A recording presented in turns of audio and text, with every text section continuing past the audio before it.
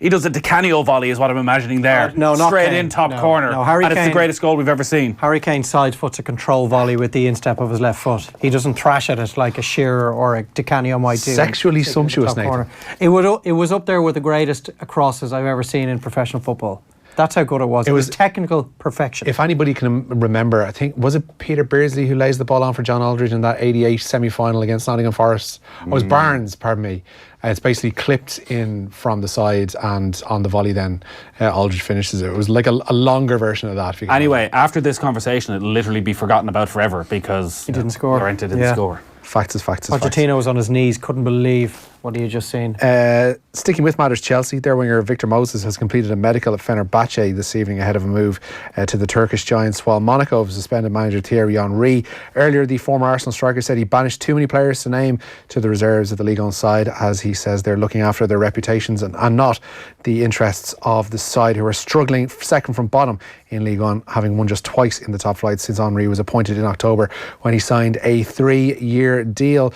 More transfer news. Southampton fullback Cedric Soares is leaving for Inter on loan. The Serie A giants will pay €500,000 for the Portuguese international to have him for the rest of the season at the San Siro, with an €11 million option to buy at that point. Ongoing action at the Farmers Insurance Open golf tonight at Torrey Pines. Rory McIlroy with 8 to play is 1 under par. Seamus Power with 4 to play is 5 over, and Tiger Woods has just picked up a birdie in the past few moments, and he himself is 1 under par, having just made the turn. Very crowded leaderboard at the top, around 7 or 8 players, 8 by my last count, at 6 under par at the moment. Among them, John Rahm, Justin Rose and Russell Knox. Earlier, Shane Lowry carded a 3 under par round of 69 at the Dubai Desert Classic. It's Matthew Fitzpatrick who leads the way there on 7 under par. Paul Dunn, a shot worse off than Larry. He is 2 under par. And very finally, lads, to bring action from the Fitzgibbon Cup this evening, DCU through to the quarterfinals following a 23 points to 12 victory over Cork IT this evening. UL's defence of their title will end at the group phase following a 119 to 17 point loss to NUI Galway for Gary Kirby's side this afternoon. And just tonight, IT Carlow have beaten Trinity College on a 24 points to 1-8 scoreline. It's interesting watching the different characters of our producers here and Off the Ball when people are just dragging the arse out of their bulletins. Dragging the arse? JP, like the rage. You can steam comes out of his ears. I just meant it's you. Anger levels. It's shouting in your ear going, get on with it, get on with it. Ronan's more sort of just a more deep sanguine. Yeah. I have a nice 2 minutes of concise updates there, Nathan. I just worry that it's going to build up over the years with Ronan, and eventually he's going to come in with the machine gun and we're all in trouble. Just because he's from one of the border counties, Nathan. Bloody hell, on that note, time for the football show. The Football Show on Off the Ball. Brought to you by the new and improved Boyle Sports Bet Builder. Now with 44 markets to choose from on every match. I'm prepared to do anything I can to play for my country again. Do it then. What about your start to the game? It wasn't bad, was it? Why should an honest answer be a mistake? How can a modern day manager not have a mobile phone? Why should he? So Dave is still in the studio. We're going to be talking to Craig Sexton from the FAI very shortly as well about the pro licence course. Andy Reid was on last night, very good explaining it, and Craig will give us an insight into what they're actually teaching them, and maybe if you want to get involved and start working up that pyramid, working up that ladder, how you can get involved over the next couple of years. A reminder as well about our Bulmers Road to Gold event in Clonmel. 1st of February it's on, building up to the Gold Cup with a number of special off-air shows throughout February and March. On the 1st there'll be comedy from Apper Matches, Barry Murphy, David Brady will be there. Comedy from Barry Murphy and David Brady. Johnny Ward, Vogue Williams will be there. And a top lineup of guests that will include Nina Carberry, Katie Harrington, Ollie Bell from ITV and Ger Gilroy. To get your tickets, go to offtheball.com/events right now. Tickets are free, but you must be over 18 to enter. It's the Bulmers Road to Gold event at the Clonmel Park Hotel on February 1st. So Chelsea 2, Spurs 1. 71 minutes gone at Stamford Bridge. Chelsea went 2-0 up in the first half. They were absolutely flying. Goals from N'Golo Kante and Eden Hazard. But Spurs have fought their way back into it. Fernando Llorente equalised, has had a couple of decent chances. And just there, Lucas Moura scored what would have been another, or nearly scored what would have been another sensational goal. Paulo Cazzaniga, who we were criticising. We mentioned the Christian Eriksen near assist a moment ago. You might expect it from Christian Eriksen. Yeah, this sumptuous driven half volley cross from the right hand side, and it was just a really poor execution of a volley about 8-10 yards out from Fernando Llorente. But then 2 minutes later, Castaneda, the Tottenham goalkeeper, he has seen a run timed perfectly to breach the offside trap from Lucas Moura, and he has drilled a ball from the edge of his own area over the heads of the Chelsea defenders off the outside of his boot. Lucas Moura didn't have to break stride, and he couldn't hit the target. It was a really poor effort. Now, that's not to say that Tottenham were completely dominating the game, because there have been moments for Chelsea as well in the last 10 minutes where they've had one or two very good chances as well, and brought a couple of saves out of the Tottenham keeper also. There are challenges flying in all over the place. The yellow card has been shown to Maurizio Sarri in the Chelsea sideline for getting a bit too involved. All the talk around this time of the year, every year, when we get to the third round of the FA Cup, and now what is the fourth round this weekend, about the romance and the magic of the Cup not being what it was. This competition has been brilliant for a long time now. The semi-finals have always been one of the best nights of the year, except when Manchester City end up playing Burton Albion. But generally, you end up with two of the best teams playing, and it bloody matters. Yeah, and the two-legged format of the semi-finals adds an awful lot to it. The top teams rise to the top in this competition for the most part. Yeah, you're going to get a Burton Albion every so often getting to a League Cup semi-final, but I've had some really good experiences watching. Hazard just drives one past the post, watching the League Cup over the years. And the upsets even in the early round seem to mean a little bit more. Is it because it's under the lights? I'm not sure what the reason for it is, but the FA Cup, in my mind, now I know if Kevin Caban was sitting here, he would scoff at this. He's standing right over there. But to my mind, the FA Cup is now superseded by the League Cup. I would agree. I think it's more... The FA Cup is a pain because we're in the middle of what looks like a really good title race, and now we've a break. break. That is another huge point you've just We've made. A break this weekend. You Even don't Manchester feel United, annoyed. Arsenal tomorrow night. I'm not excited about it. You don't feel in any annoyed way. watching the League Cup Whereas because this is it's a taken bonus. the Premier League away from Well, us. it was the League Cup that gave us Declan Lynch's immortal line that you should never not watch a game of football after, was it Arsenal 7, Reading 4? Which is on a quiet Tuesday night, and you're thinking, there's no way I'm watching this. And it turns out to be one of the greatest games of all time. I do remember waking up, it was around 1990? Lee Sharp was starting to make a real name for himself at Old Trafford. They beat Arsenal 6-2 in a League Cup tie. I heard the bulletin on the news the following morning. I thought, wow, I didn't even know Manchester United were playing Arsenal last night. You would know all about it now if they were playing each other in the League Cup, as Chelsea miss another chance. This is end to end. It's absolutely brilliant. So as things stand, 16 minutes left, as Richie said, away goals will only count if the tie is level after extra time. So if Tottenham are to see this one out and failing to score at the other end, they're going to have to see out another 36 and a half minutes. So let's talk about Stephen Kenny, because he had his first, I guess, regular press conference as Republic of Ireland under-21 manager earlier today, out in Abbotstown, out at the FAI headquarters. You were out on the beat? I was on the beat, Dave. Yeah. Proper journalism out there, asking the tough questions. Breaking the big stories. Keith Andrews was meant to be in work today. I couldn't help but notice he wasn't there. What's going on? Do we get compensation? That's a good question. I'd say it's probably already been hammered out with the FAI. I can only imagine. Huge numbers, I would have thought. I can only imagine. So I asked Stephen Kenny about his backroom team and why he decided he wanted Keith Andrews and Jim Crawford as his assistants. Yeah, I'm delighted with the overall backroom team, quite excited by it. Obviously, Keith Andrews and Jim Crawford, very dynamic people, good positive people.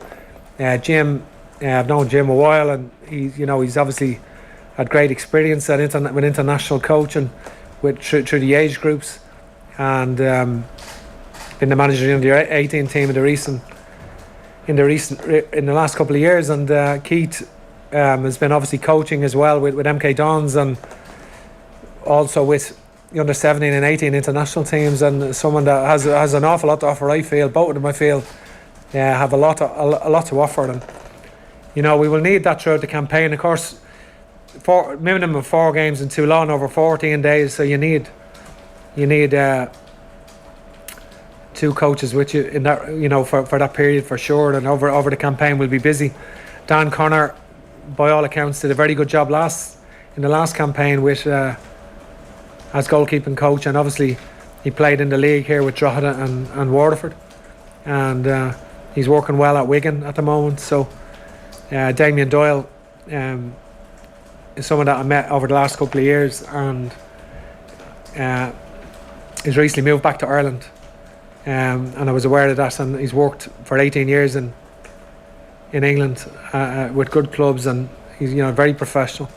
Kevin Mulholland is from Knockbridge, just outside of Dundalk, and obviously I went to visit him recently in Southampton, He's Southampton's lead rehab physio there at the first team. He's only 34 years of age, so very, very professional, dynamic group. Actually, Dr. Ronan Kearney's moved up as well from the under-18s, and Gary Seardy has come in as well. So I'm very happy with all of the staff. Yeah, very much a new era for the under-21 side. Very relaxed today, actually. Very noticeable there for anyone who's watching on any of our social channels. Stephen Kenny, I think very much in a happy environment for him, just talking football.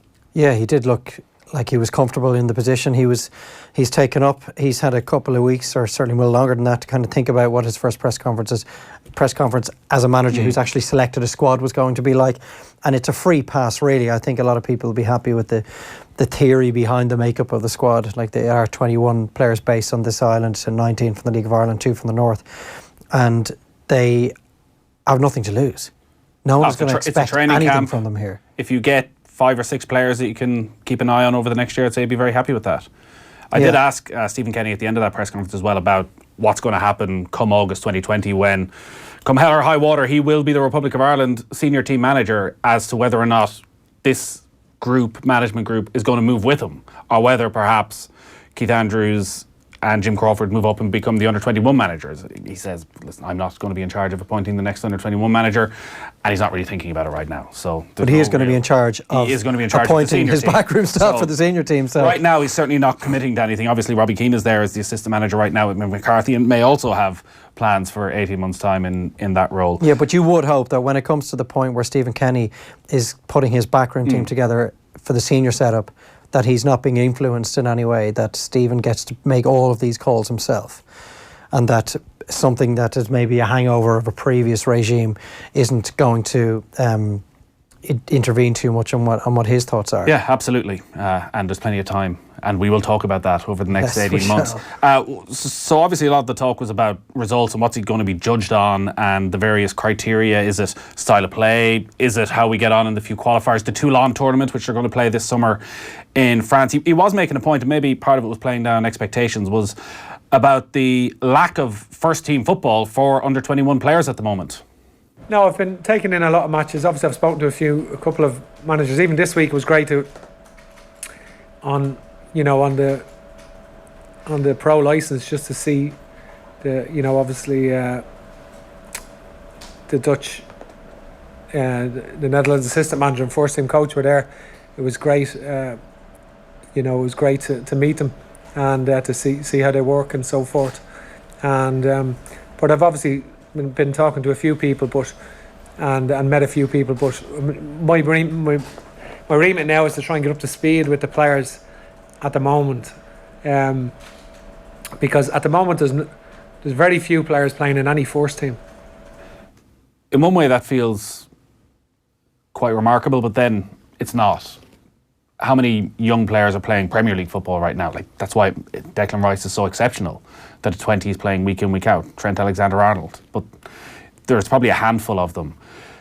You would hope that come the start of next season, some of those players are starting to force their way in at Championship, League One level.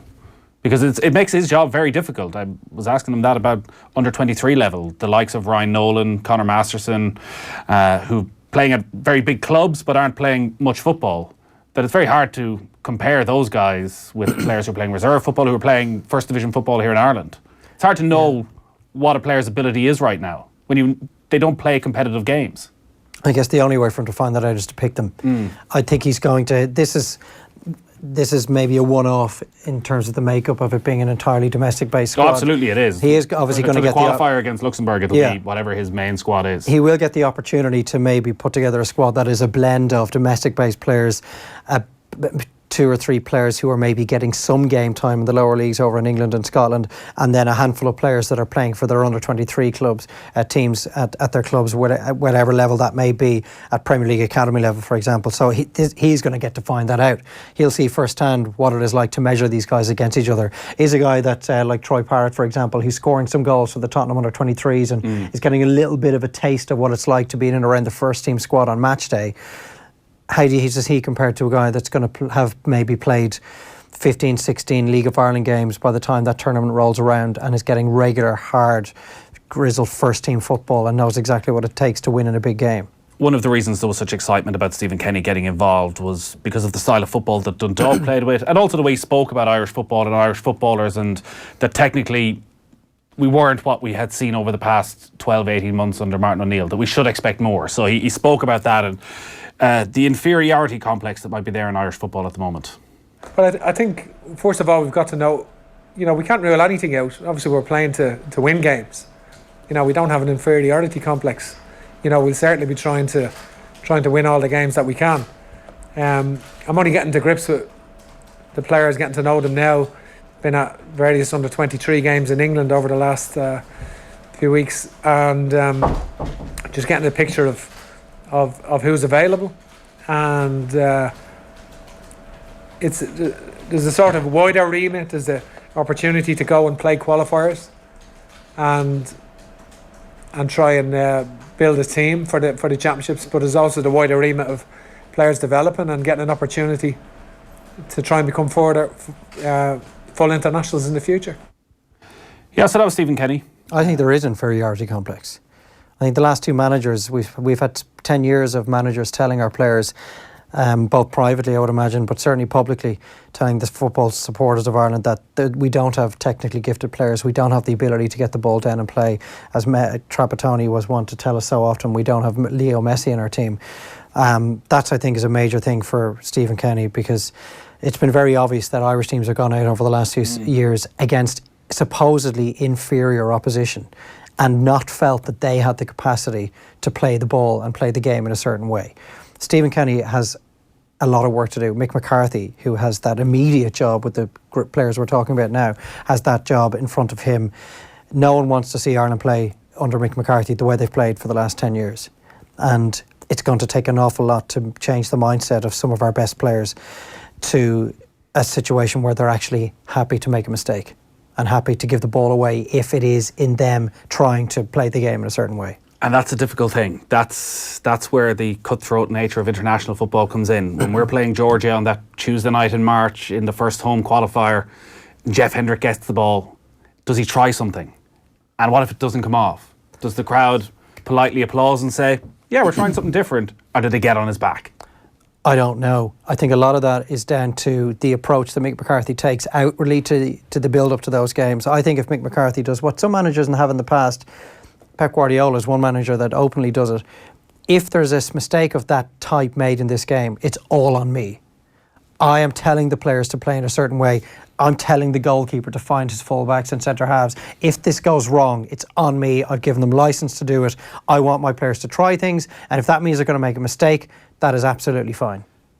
But is that Mick McCarthy's remit? See, that's one of the other questions here. I think that's Stephen Kenny's remit over the next 2 years with the under-21s and 2 years after that with the senior team. But Mick McCarthy, all he cares about is qualifying. Nothing else matters. The long-term future of Irish football, rejuvenating our style of play, none of it matters. He's leaving that gig in 18 months no matter what. He just needs to qualify. Yeah, I understand that, but we have failed to qualify under previous managers where the football is terrible to watch. I'd rather fail to qualify where at least you can see that the players are trying to do something. And it's not Mick McCarthy's remit to, safeguard the future of Irish international football. But I hope that Mick sees that sort of approach to playing the game as his best way to potentially qualify. How will Keith cope with the under-21s? Who'll take the mickey out of his 1977 haircut? Asked the walking sound Beckenbauer. I'd imagine in a group of 19 and 20-year-olds, there'd be no shortage of them. There'll be plenty of haircuts, and there'll be plenty of time put into those haircuts, so he'll be in good company. He'll be perfectly fine, don't worry about him. At what stage do we have to stop mocking the assistant manager to the Irish under-21s? Like, is there a cut-off point on that? I think we get till the first match, and then we have to show At some stage we have to show some respect. We will, absolutely. Absolutely. We will, Keith, if you're listening, we will show you respect soon. Soon. Hey guys, according to Sky, no away goals, no extra time, straight to penalties. Says Darren in Dublin 15. Richie's if Richie's dropped the ball on this one, it's a disaster. He's made a mockery of this entire show. So they've decided, obviously, because, as is the way, people don't want more football. Extra time's always, it's just a bit too much anyways. I think fine, go straight to penalties. So there'll be penalties in 4 minutes. Chelsea leading Spurs 2-1 on the night. It is 2-2 on aggregate. And by the sounds of it, we're heading to penalties. Quick break, and we're going to be talking about coaching in Ireland. Football on Off the Ball. Brought to you by the new and improved Boyle Sports Bet Builder. Now with 44 markets to choose from on every match. Lunchtime Live. Every Friday on Lunchtime Live, we go completely unscripted and give you full control for the full 2 hours. One of our listeners, Sarah, is on the line now. What is on your mind? We have another listener on the line, Michael. You want to talk to me about rural transport. Rory, looks like you might be my last caller of the day. What do you want to talk about? It could be anything. I have no idea where we're going now. No matter where you are or what the topic, it's your show. Get in touch and have your say by emailing lunchtimelive@newstalk.com. Lunchtime Live.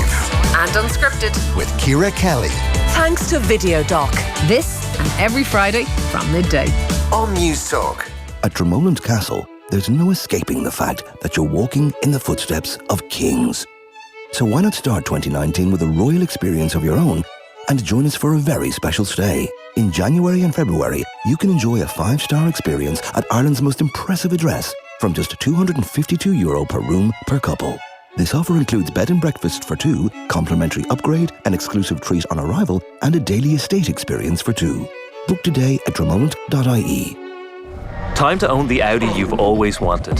Because until February 28th, you can enjoy the Audi A4 with a complimentary style pack, saving you over €4,500. So, all you have to do is choose the colour. Call into your local Audi dealer during the 191 sales event. Terms and conditions apply while stocks last. This 200-page report for your board meeting was printed using a branded ink cartridge. And this 200-page report was printed using a high-grade ink cartridge from inkjet.ie. What's the difference? Oh, about €15. Get quality ink cartridges from just €2 and fast delivery at inkjet.ie. We're born curious. Curious about the world around us and curious to find out what we can become.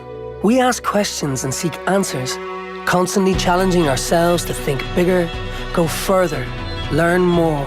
Because when we open our minds and let loose our imaginations, the scope of what we can achieve is limitless. Find your degree at ucd.ie/CAO, Ireland's #1 university for graduate employability. UCD. Think bigger. Don't miss Vice, the best film of the year. Hot damn. The untold story of the most powerful vice president in history. So what's the plan? The plan is to take over the place. Bush approved all of this? Nope. It's ferociously funny and now nominated for 6 BAFTAs, starring Christian Bale, Amy Adams, Steve Carell, Sam Rockwell, and Tyler Perry. Vice, in cinemas Friday, rated 15A. Football Index is reinventing football betting. You can buy and sell the world's top players. Their value may go up and down, but it's not over with the final whistle like a regular bet. Football Index, reinventing football betting. Start building your portfolio today at footballindex.co.uk or download the app now. New customers only, minimum deposit and conditions apply. Gamble responsibly. January. It may feel dull and dreary. It may feel like ages till payday. But at least the January sale is on at appliancesdelivered.ie. And if it's bargains you're after, it's bargains you'll get. With up to 15% off TVs, 25% off washing machines, 25% off refrigeration, and up to 30% off dishwashers. Make January great again, at least for a few hours. And check out our health and wellness range. The January sale, now on at appliancesdelivered.ie. Off the Ball. This is News Talk. Ooh, chance for Chelsea deep into injury time in their Carabao Cup semi-final. It's Chelsea 2, Spurs 1 on the night. 2-2 on aggregate. 91 minutes gone. 4 minutes of injury time. We are 3 minutes away from penalty kicks. They are going straight to penalties if it finishes like this. But right now we're joined in the studio by Craig Sexton, who is the FAI's Coach Education Coordinator. How are you? Thanks for having me. You had a busy week. So the FAI Pro licence has been taking place over the past few days. 19 involved. We had Andy Reid on the show last night talking about some of the intricacies and some of the things that they're learning. How did it all go? Yeah, it was great. It was a really good week. A good start to the course. It's a long process for them. So for us to kind of get them in and get them settled and open their eyes to kind of what's going to happen for the next 8 months. The long process that they have is good, to get them chatting with each other, debating, discussing. It is good. It was a great start, to be totally honest with you, with some top class guest speakers in. We Dwight Lodewages, Kees van der Warren from the Dutch national team, there, two assistant coaches, and we'd Mick McCarthy, Terry Connor, so we'd a good start in terms of guest speakers, profile guest speakers, which was good. Where does the template for the pro licence come from? Is it a UEFA initiative that you then implement? Yeah, so all of our UEFA courses would be based around course competencies from UEFA, and that's what we work off. So there'll be a list of 7 competencies that we need to tick all the boxes right throughout, in terms of our guest speakers need to be aligned with the competencies, our coaching practice, all the different elements, everything is geared towards the competencies. So that would basically make up our syllabus or our curriculum, off the back of everything is aligned with the competencies. So yeah. By the sounds of what Andy was saying last night, what I've heard from some other people who've finished the course is, even though it's called a coaching course, by the time you get to pro license, it almost sounds like it's more a management course. Yeah. That it's not so much just the basic sessions. At this stage, you've gone through the ringer and you understand how to put on a session. This is actual real life, dealing with finances, dealing with everything that you would have to deal with if you went into a big club as a manager. Absolutely. Like we so a part of our role will be to go away and research best practice around UEFA, Europe, all different nations, and come back with what's happening on the ground currently, and that would be in terms of dealing with external factors, dealing with boards, dealing with players, dealing with on-pitch activities, dealing with games. So we try and expose the lads to all of this, these problems that they may face right throughout, as opposed to directly pitch stuff on A and B licence. There's obviously a big Dutch influence in Irish football at the moment with Ruud Doctor, and you just spoke about some of the backroom team being over this week. Like, where is best practice right now? Where are the places you're looking, thinking, actually they seem to be ahead of the curve? It's all over, and we're quite lucky with Ruud, to be totally honest with you. So Ruud sits on the Jordan panel, which is a group of coach educators in UEFA, and they kind of dictate what kind of happens within European football as such, and they're kind of the brainstorming all the time. And Ruud, we kind of have the jump on a lot of nations because Ruud is on the Jordan panel, so we kind of know what's happening in terms of best practice. We research everywhere, to be totally honest with you. From Wales, from close to us, we were in Hungary last year, and the guys were in France. We kind of get around everywhere to kind of take bits and pieces from everywhere, and see what's good and what's suited to here. So it's best practice might be fantastic for somewhere else, but we need to make it relative to kind of our country and what suits for our demands, really. So they've had a pretty intensive week by all accounts. 4 days together, living together, 24 hours a day, living, breathing this thing. Where do they go for the next 18 months? So the process for them guys is they have 10 contact blocks over the 8 months. So 10 4 days, 10 3 days, depending on the contact block. Some of them may be out of country. We bring them to a club somewhere, they meet managers or whatever it may be. And do you facilitate that? Andy spoke last night, he'd love to go to Athletic Bilbao, and that maybe the wheels are in motion already. Yeah, we'd look at different clubs in terms of, and the previous pro licence we would have spent time in Cardiff in Cardiff. We went to the Ireland Wales game, but we also went to Swansea while we were there, so we met Paul Clement, and we also took in Bristol Rovers while we were there with Darryl Clark. We would have went to Pek Zwolle in Holland, another group went to Belgium. So we try and get around in terms of what we facilitate. That's all on us. It's a part of their course. It's a contact block and we bring them in and we expose them to kind of what's going on within that club, and hopefully can open their eyes to real football as well, to help them. And how is it monitored, how they're getting on in each of these contact blocks? Do they have to write a report? Is there a diary or a journal kept, or do you get feedback from the clubs that say, like, would Bilbao give you guys some sort of a feedback on how Andy had got on, or what he had seen, or what he'd heard? So we would be with them on them contact blocks, so we'd be facilitating that as well. But in terms of us evaluating right throughout, the guys would have they'd have a mentor group, so they'd be in small groups within the course. They'd be assigned a tutor from the start, so a tutor would look after them for the whole course, regular one-to-one meetings. They'd do their self-evaluations, they'd have the assignments. Unfortunately, Niall O'Regan was the man to deliver the assignments on last night. He had to show them what they've got to do for the full 8 months, so he gives them the annual plan saying, there you go away with that.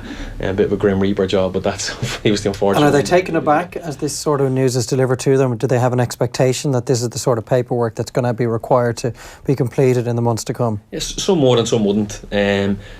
It's just the nature of the beast that it's got to be done. It's a body of work that they can take away, and it's useful for them. It's not a tick the box exercise where it's I've done this for the course. It's a body of work that they can reference whilst they're in a role again. That it's actually dealing with a critical incident may be an assignment, so they can actually reflect back on that at some point in their career and say, actually, do you know what, I've got a body of work here that I can use as a reference point for me to go forward. So it's for them. It ticks all the boxes with the competencies, but it's actually for them. It's a body of work that they can use. You've got a very good mix among that 19 there, from players who've had hugely success. Some of our greatest ever players have been out there for the last few days, to players who've come through the League of Ireland and coaches who've come through the League of Ireland, some coaches from abroad as well.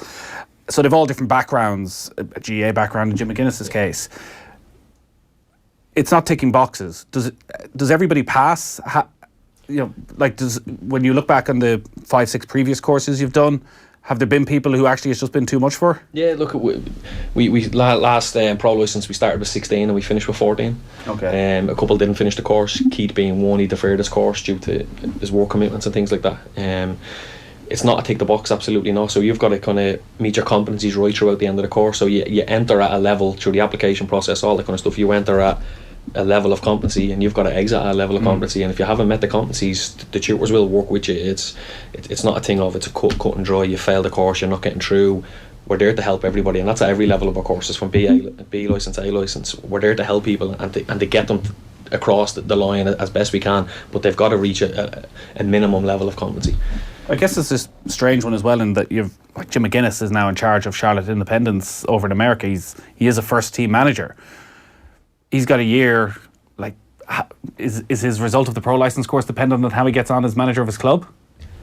No, I don't think so. I think it's there as a tool to aid him. So all of the information, all the discussions, all the debates, the environment that's set within the course is there to help him in his role.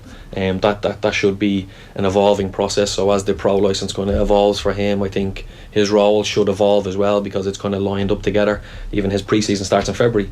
We would have been speaking about periodisation on block 1, because it's everybody's pre-season and that's kind of your planning stage. So it kind of fits in quite well with his season planning. So I'd like to think that it's quite structured with him, and it might help him along the way. That game between Spurs and Chelsea has gone to penalties, Dave. You keep an eye on that and we'll keep you up to date as it develops at Stamford Bridge.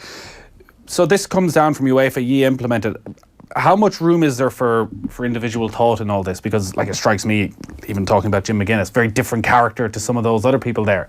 How much is it left up to the individual to put their own stamp on what happens with the pro licence over the next year? Absolutely, and that's where the competencies come into play, and that's where they're so crucial, because it's a general, one of our competencies may be dealing with external factors. Us three sitting here may have different opinions on or different experiences within dealing with external factors, so now our individuality can come out with a new way in terms of how our tutors would react and the kind of the environments that we set. We try and keep it very much so that it's about the learner. Everybody learns differently, everybody has different experiences. We need to guide them in that way. It's not about the tutor's way or FAI coach education's way. Your way is not always the right way. We just deliver our best practice and guide people along the way and facilitate them to kind of get to the end goal, but with the people's different competencies in mind as well. Yeah, there's 19 on this one. Is that every second year that the FAI do a pro licence course? Every 2 years, basically, we run a pro licence. Yeah. It's not a lot of coaches coming out at the very end. 19 coaches every 2 years. Why don't we take in more? There's a criteria from UEFA. We can only take 20. There's a number set on it. In terms of our pool of coaching opportunities, we only run one every 2 years. And that's what UEFA have governed down to us, that we run it every 2 years. Would there be the demand there to do it every year? I think that there definitely would be the demand. Is there a need for us to run it? Probably not. Why? Just down to the fact that the course takes 18 months is the first one, that we like to stretch our course over the 18-month block and take our time through the course and make sure that we're meeting all the criteria for the guys. It just feels that for, say, somebody who maybe applied for this and missed out, it's a hell of a long time. So they have to wait 2 years to get back in the course and almost another 2 years to be finished the pro licence. It's 4 years. There's not a huge amount of fully paid coaching positions in this country that if you narrowly miss out, it might be hard for you to stick with it. Yeah, absolutely. But look, currently you only need it for the top 10 teams in the country. So in the Premier Division, it's only a requirement for the pro licence. So for them guys to have the, if you see yourself as an up-and-coming coach and you feel that that's something you want to do down the line, and you want to invest in yourself to go and better yourself to potentially work full-time within the game and professionally That's something that you probably need to look at going forward and put yourself in that position, because there is a number of people on the current course who are possibly putting themselves in that position for future positions as opposed to right now, the kind of way. So is it linked in with the number of professional clubs? Is that why UEFA are saying that 20 is the maximum? Yeah. So they're not building you to export coaches, it's just for whatever you need in your own country? No, but you always have the wiggle room, and wiggle room is probably the wrong word, but we have a percentage of coaches that we can take at every licence level. So B licence, A licence, Pro licence, within the number of our participants, we can take 10% of people who haven't completed education previously with us. So if somebody's coming on to an A licence and they've done a B licence in England, for example, 10%, we can take a small margin of them from England, for example, that can come into our programme. So what about people who might be listening in and who are involved in their local club and are starting out on the ladder? Like, how long could it take to get to this level? It's really dependent on what people want out of the game, and that's something that we're quite open with and discussing with people. If you feel that you want to have a profession in the game, you really need to be serious about it and really need to push yourself. If you want to do it as a recreational side of it, that option is there for you as well. It's something that previously the pro licence was always the pinnacle, and you wanted to go to pro licence because in the linear fashion that our pathway used to be that the best coaches went to pro licence. We've looked to change that now, and we've for example, we've introduced an elite grassroots licence. So we see for coaches who may coach under 6s to under 16s every 8 years, they drop back down and whatever it may be, and they're experts in their field within this area, and for them they're never going to go and be a B licence, A licence, Pro licence because they don't want to work full time in the game. So we've tried to open up an avenue for them where they're getting noticed as elite coaches within their field, because they shouldn't have to go to Pro licence to be noted as a good coach. So that's something that we've looked to do within that area as well, and grow it for the grassroots level as well, because it's not just all about pro licence. These people are crucial to what we do in the game as well, because the whole reason why we do a coach education programme is to make better players. Yeah. We make better coaches, we make better players, and that's what we all want. We all want better players for senior international team playing in the Aviva, and that's why we do our job. 53106 is the text number. You can leave a comment on any of our social channels. It is Chelsea 3, Spurs 2. Spurs the only one to have missed the penalty so far, Dave. Blazed over by Eric Dyer, Chris Waddle style. He had 3 or 4 yards to spare over the crossbar. Ericsson, William, Lamela and Aspilicueta all scored their penalties. That made it 2-2. Dyer missed by a long way. Jorginho, who has just scored for Chelsea, so they're 3-2 up. Tottenham are taking their 4th at the moment, and Lucas Moura has had his penalty saved by Aritza Balaga. So Chelsea will go through to the League Cup final if they score their next penalty, their 4th. All right, so Mauricio Pochettino looking a slightly worried man there at Stamford Bridge, understandably so, as that penalty was saved from Lucas Moura. Kepa with that save. So Chelsea on the cusp of setting up a Carabao Cup final against Manchester City. We'll just stick with this for a moment. We'll come back to this chat as Chelsea step up to take this penalty. In fact, they're taking a slow walk. My final question, and just on this grassroots level, it's David Luiz going to take this. That actually sounds very interesting, this sort of elite grassroots level coach, because as you say, for the vast majority of people, they just enjoy going down to their club, they enjoy being part of the community, and they want to feel like actually that it's quite big time, that they're taking it seriously, and they're learning themselves, and that they can watch Champions League and Premier League games and somehow relate it to what they're doing on the training ground. How do you get into that? So it's a set criteria. So we kind of do it as an application process as well, because we want to add some weight to it, so it's not just for everybody to come in and to receive the licence as such.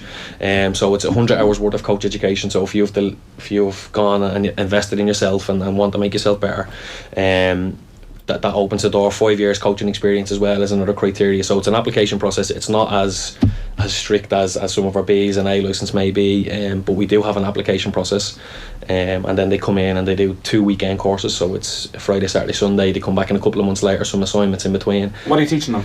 So they kind of come away, effectively the role would be like a director of coaching at a schoolboy club. Okay. It is kind of where we'd kind of see the role. So they come away with syllabuses, they'd come away with linking in with programmes, how to grow your club, little things like that.